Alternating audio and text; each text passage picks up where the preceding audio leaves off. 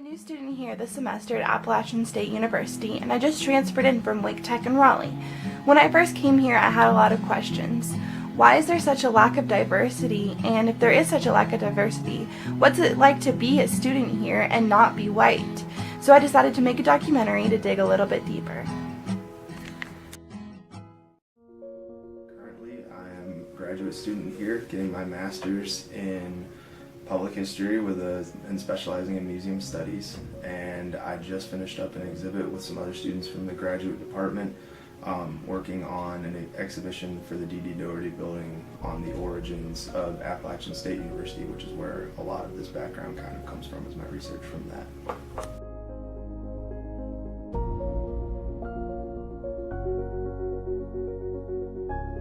So that's a complicated question, and it goes back really far to the origins of the university. So the university was founded in 1899 as Watauga Academy by B.B. and D.D. Doherty. They were two brothers that came from Watauga County. Their father, Daniel Doherty, was a Confederate veteran, and he was also one of the foremost members of the community. So it starts with this idea of we're going to be inclusive, we're going to bring everybody in, but as you look at the history of the university, you start to realize that there's still a group that's missing, and that in large part is the African American community of Watauga County. There was a significant African American community, and that was the Junaluska community, which existed pretty much back behind King Street.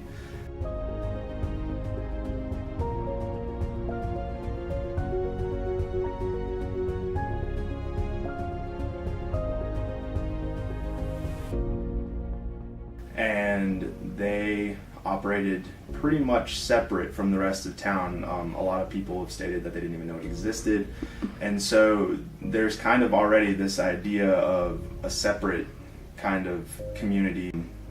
The first student from Appalachian State University to actually do their student teaching at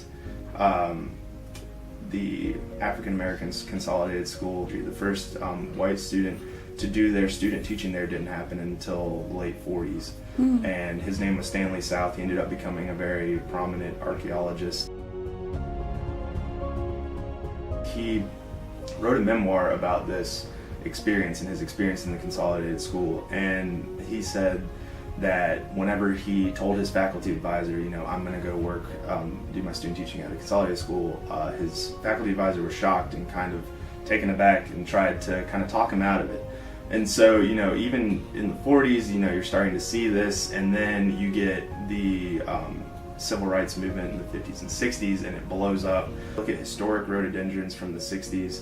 You start to see this idea of students in every picture of them in the student section at football games. They have Confederate flags out, they're flying them. You know, there's very much this idea of Appalachian State University as a conservative school. And the first African American student to graduate from Appalachian State University was in 1968. The first full-time faculty member was 1975, and so there starts to be this trend, and this kind of hits about 1970, where all of a sudden Appalachian State University goes from this strict, very set in their ways kind of school conservative, to all of a sudden you're getting more liberal movements. The protest movements for Vietnam start to actually take place, and there's major protests out on Sanford and stuff like that. And so there's a switch. There was only one African American student on the football team in 1969, and there are pictures in the 1969 yearbook of students holding Confederate flags in the stands. So I like to kind of give that visualization whenever I'm kind of telling the story of Appalachian State's troubles with diversity, and say, you know, imagine being this one African American student on the football team. You come out of the tunnel and there are Confederate flags all in the stands.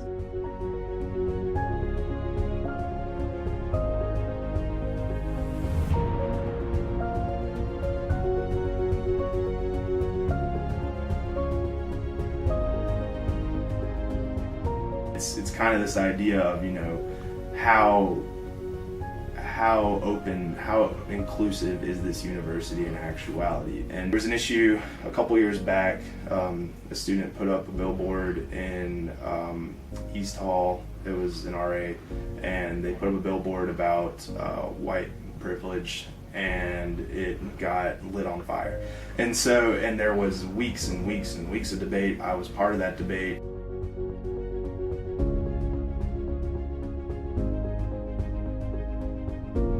Still an issue to this day. It's not like, this happened in the past. We're still seeing it today.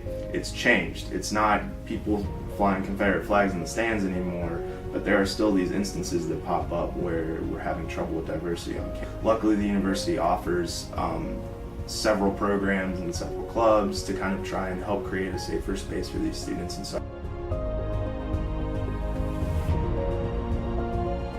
I think they're trying.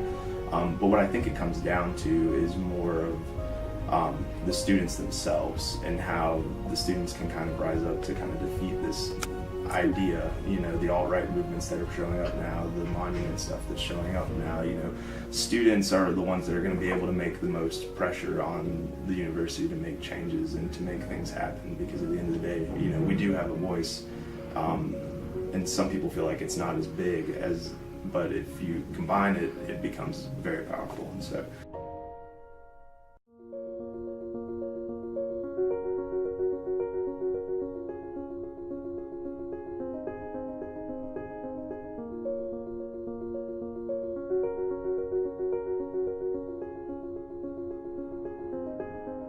we're sitting in this situation where diversity at Appalachian State University is the highest it's ever been, and it's growing, and that's great.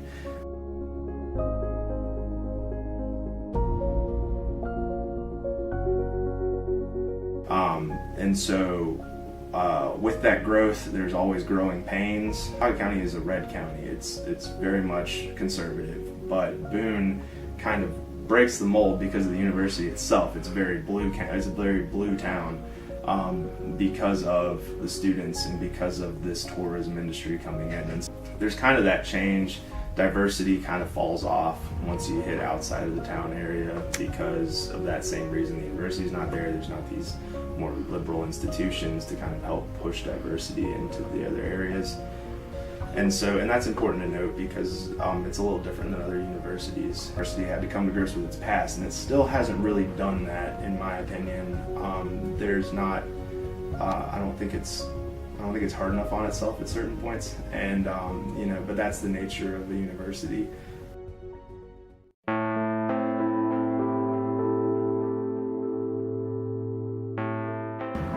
I know at App, one of the things that was really shocking for me is I was having a conversation with somebody on music, and they were very shocked to find out that I didn't like rap music.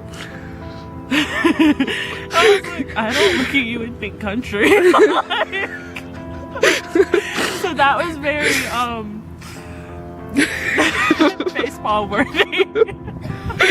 I am half black and half white, and for whatever reason a lot of people think I'm Hispanic or Latina, and I'm not.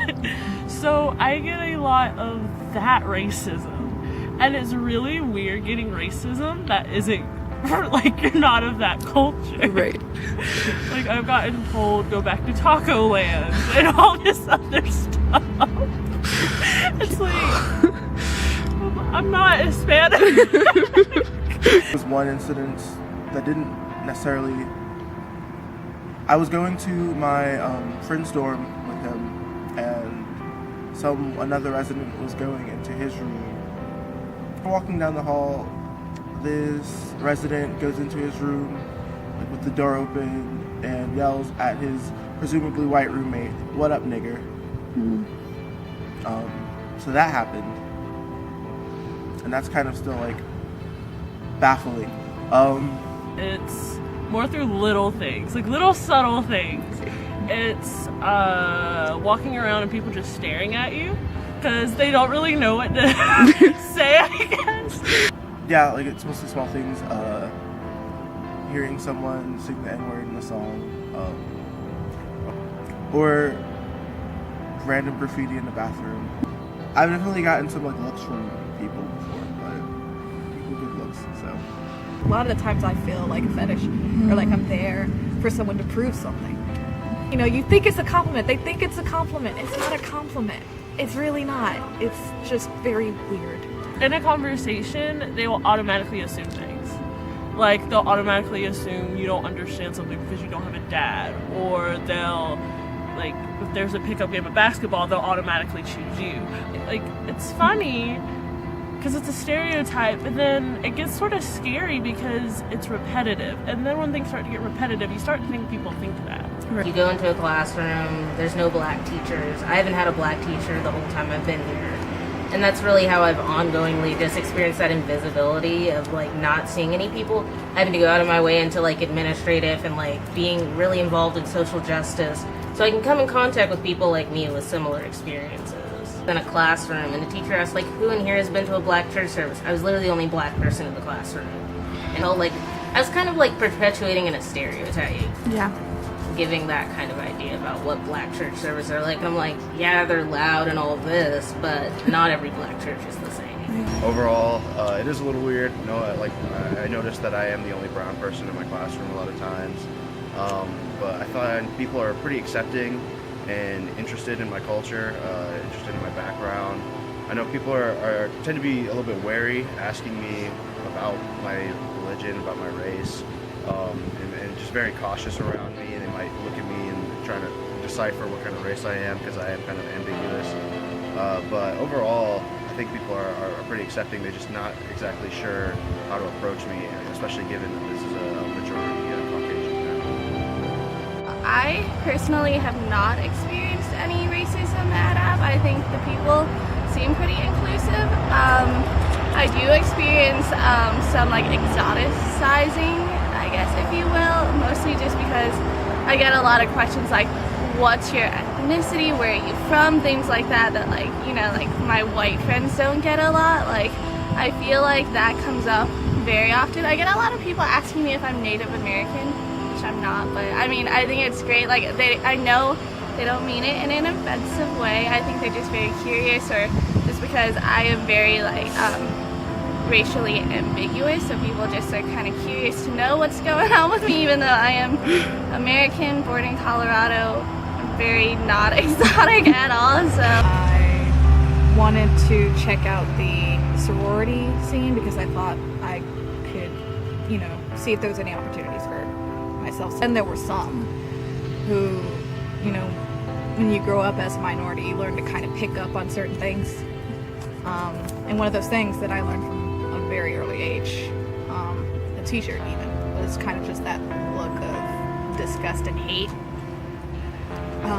That due to their environment, you know, they can't really say anything, but they can act a certain way, and you can just feel that energy. There was some people who definitely looked at me that way, looked at the girls who were darker than me that way, as well as the black guys around me. Like, from the way they looked at everyone else, and then when their eyes fell on us, you know, I caught that. And they sent one of the exotic looking girls to come and talk to me. She's like, oh, we accept like all kinds of people and all that kind of thing. Like, it looked like they were really trying to recruit me, but not so much because the way I saw them recruiting others, because I stuck around for a bit to kind of like see if maybe I was crazy or misinterpreting something, because I don't want to jump to conclusions. Okay. So I watched them for a bit, and the way they like approached others who were a bit lighter, fair skin, was different than the way they kind of used attacker to approach me. You know, I felt it was like I was a commodity. Yeah. You know, just to kind of prove that they're diverse. But it's really refreshing when I do find people up here who do, you know, talk to me like a normal person. Yeah. You know, don't go up to me saying, yo.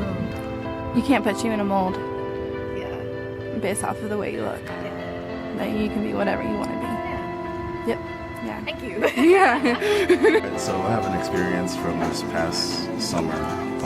Me and my roommate, who's from Africa, were going to GameStop to check out some games for sale. And it's just me and him in the car. As we're leaving the parking lot, we pull up to the stop sign by Puerto Nuevo, and we see a U-Haul truck, basically like a pickup truck with a U-Haul sticker on it and everything. And what seems like a group of maybe construction workers or something. And we're just sitting at the stop sign, and they roll by us, and they just hear a honk and they say, "Fuck you niggers," and continue to drive by. And that was probably the most blatant form of racism that I've experienced here. It's kind of shocked. Me and my friend were just kind of dumbfounded and somewhat appalled by just the level of blatant racism for literally doing nothing but sitting in a car. We figured there really wasn't much that we could do besides just go on about our day. Just kind of feel bad for those people that felt the need to yell something for literally no reason. So, a while back, the building that's currently Reckless Arts used to be a Southern Pride Confederate War store. And I do remember one year that they joked about turning me in for the Bin Laden Award due to my slightly ambiguously darker skin. Which is weird because a lot of people in the high country area have made remarks to me being potentially Muslim, Mexican, Native American, Asian, pretty much everything except for black that they can use to be derogatory, which is just crazy. A lot of people say stuff and they literally judge it on your appearance, and that's kind of crazy. It's very insane. I don't know quite how to deal with it some days. Some days I can laugh it off, and some days it's just like, can y'all stop? Right. It's better than back home. I know a few things. It's kind of hard for me. App is very whitewashed. There's a lot so sometimes I feel a little alone.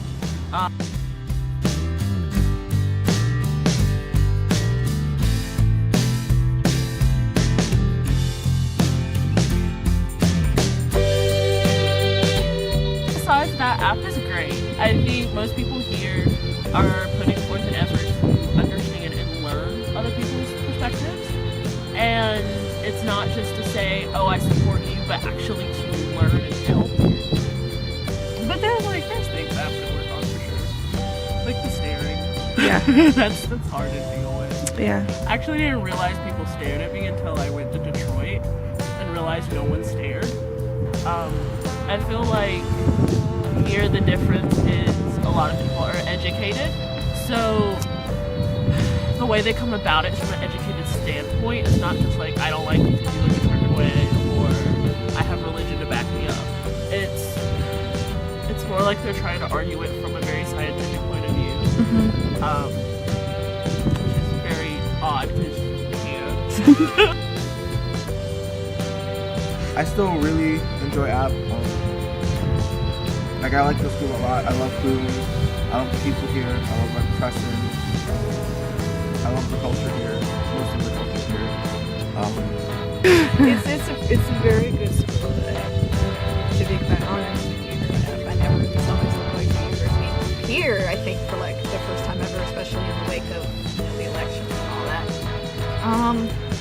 I actually found myself feeling a little worried. It got to the point where when there was a female of color walking towards us, my dad said something. He was just like, "Oh, look, there's one. It'll be fine." It made me wonder if it would be a good fit. If maybe I was making a mistake coming up here. Because I'd never felt uncomfortable before. The first time ever in my life, I kind of was. Because I wondered, if I would be able to fit in around here. But thankfully, the teachers are great. The school is wonderful, despite the many hills that I have to climb to get to a class. The student body, for all the bad, there are quite a lot of good people. So I'm glad to say I fit in a little better than I thought I would. I really enjoy my department that I'm in.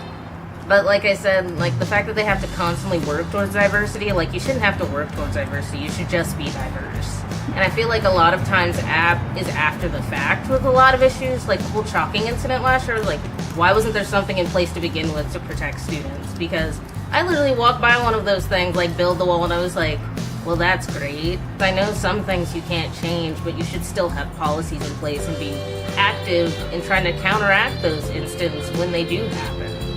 And I feel like app just wants to put a sticker on something like the No Hate campaign. I was like, why is this suddenly coming up why wasn't there something to begin with? Coming to App where most of the population is white has been interesting. Like, again, it comes down to a lot of people just asking what I am, and I even had this one guy say he was into exotic girls, and I was like, I am very much not exotic, but thank you very much. I am American, just like you are. Overall, I like App. I think it's a good fit for me. I came here because I like the mountains, I like nature, because I am from Colorado. So I really like App, and I am proud to be a Mountaineer. And I think now it's an exponentially more accepting place than it was maybe 8 or 10 years ago, when App State was still relatively unknown. People weren't trying to come here all the time, and now everyone wants diversity, and people come in different food cultures, different dances. It's really changed. And coming here, I did notice that like it's a lot less diverse, which is it's weird for me. I'm used to being around a lot of different backgrounds. It is weird, like thinking that I am a minority here, because I'm not used to like being the exception. I never really noticed being the only brown person in my classroom. It doesn't bother me, but it is just like, it's strange. I'm used to being able to empathize a little bit more with people, just based on culture, and be able to relate to people a little bit better. But it's also kind of a cool thing, because I get to tell people about my culture and they don't know about it. It's opening new doors for a lot of people, educating a lot of people. And I've never really met resistance on that. And most people are encouraging me to share my experiences, which I think is really nice. Go ahead. Yeah, I feel like App is a really great school. I mean, overall, I'd say it was like a perfect fit for me. I mean, I've met a lot of really great people. Generally speaking, App is very accepting, and compared to the other places I've lived, I feel like I've been lucky to not experience as many like racist instances.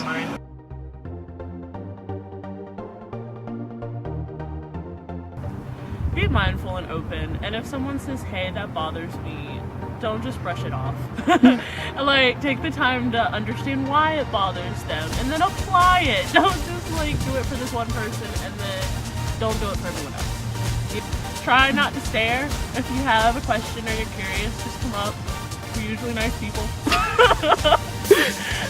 Say something, because A, there's just literally not that many of us here, so you see more than we do, and then B, it can't always be our battles to fight, because it gets old. It gets old very quickly. It gets draining. It gets stressful, and sometimes we just don't want to fight it. It's not necessarily a bad thing if you're unaware of different cultures, if you're uneducated, but you just have to be open-minded to learning about it and accepting it. Talk to different people, go to the International Multicultural Center. Just talk to exchange students and like learn different things and go to cultural events. It's a really gratifying thing to learn about the way people live in different cultures and different societies. A lot of people are not willing to recognize that it is actually a problem. So communication is kind of difficult. But as soon as you do that, then it's a lot easier for empathy and understanding to come through. And you can try to show empathy for everybody, no matter what the situation. Depending on, you could be any race, religion, sexual orientation. Like, I would try to understand your situation, and that's how more people should be. Because life is too short, and there's not enough time on earth to be so hateful, especially with all the things going on in the world. We just have to try really hard to actually make it work and make things better for everybody. Because there are a lot of things that Black people have to offer.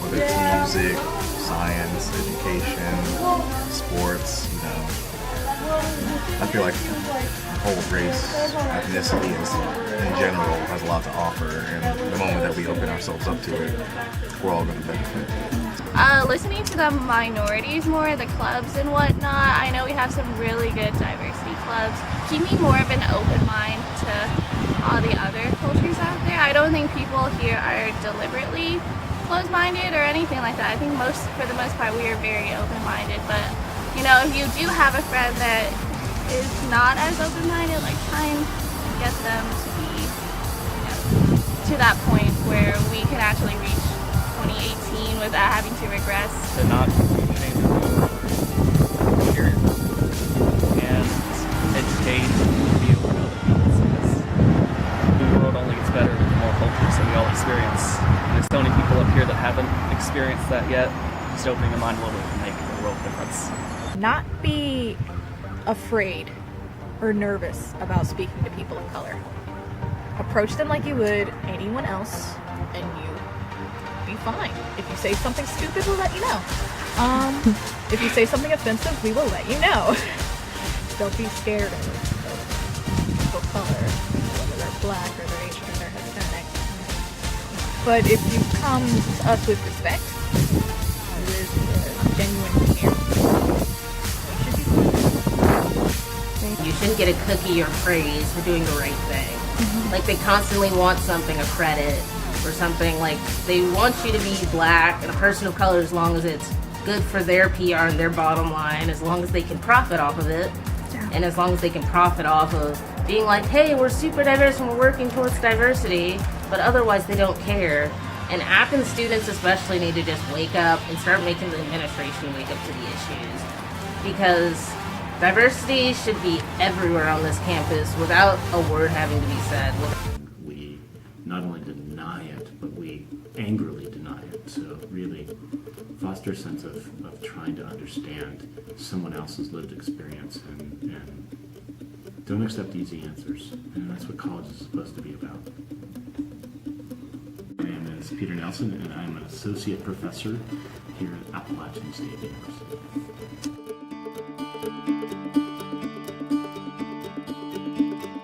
So this is an active question for us, specifically in the College of Education right now. I'm part of a group of faculty members who are actively working on this specific question from a curricular and institutional point of view. So my answers right now are going to be primarily within the College of Education.